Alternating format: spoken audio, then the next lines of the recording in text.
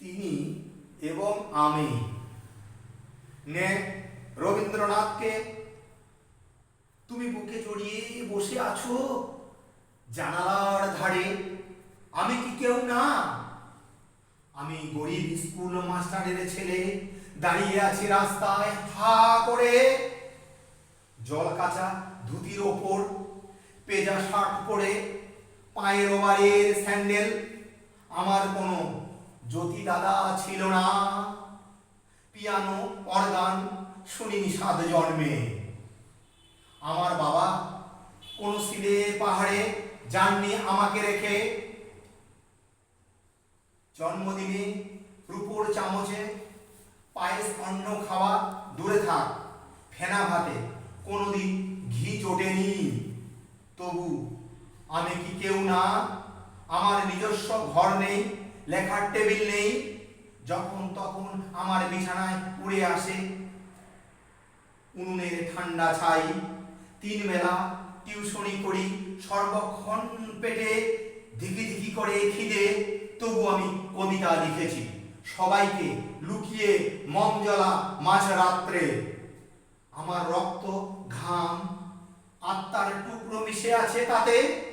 আমার বাবা শিরোপা দেবার বদলে জুতো মারতে উঠেছিল। স্বর্ণকুমারী কিংবা প্রতিভা নয়, আমার ছর্দির নাম চামেলি। আমার খাতার পাতা ছিঁড়ে সে বাতাসকে উৎসাহ দেয়।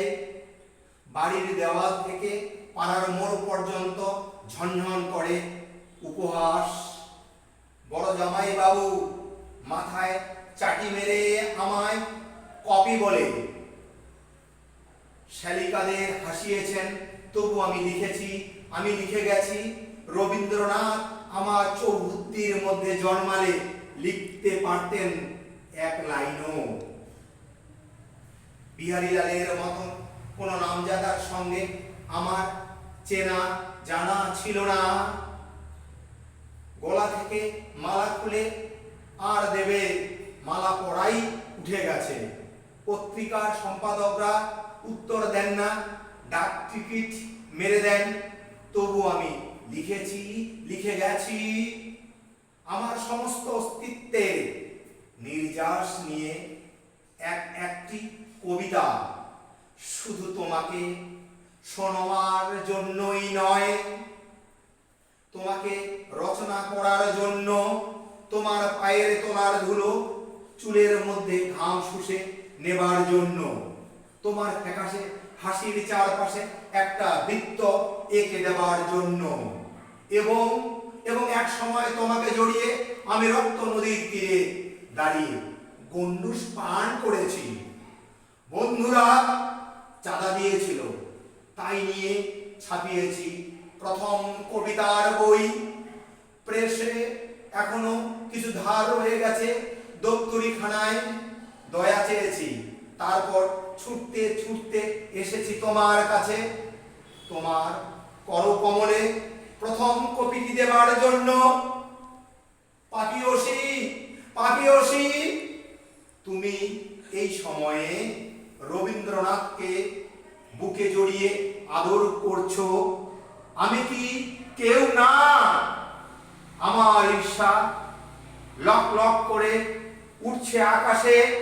এখন এক প্রবল বজ্রপাতে ধ্বংস হয়ে যাওয়া। রবীন্দ্রনাথের মতো সবকিছু তার উপরে রেখে যারা আমার দিন দুঃখী কাব্যগ্রন্থখানি। রবীন্দ্রনাথের সবকিছু ধ্বংস হলেও কোনো ক্ষতি নেই। বাড়ি ফিরেও সবকিছু মুছে দিয়ে তোমাকেও নির্মম একাকিত্বে আমার হাহাকার, আমার সমস্ত গুপ্ত কথার মতন অনর্গল মুখস্থ বলে যাব রবীন্দ্রনাথের কবিতা। একটাও কমা হসন্ত ভুল হবে না। রবীন্দ্রনাথকে আমি ভাঙবো, ছিড়বো, যা খুশি করব। সেসব নিজস্ব ব্যাপার। রবীন্দ্রনাথও সে কথা জানতেন। মৃত্যুর আগে সেই জন্যই তার ঠোঁটে লেগেছিল ক্ষীণ ক্ষীণ কৌতুকের হাসি।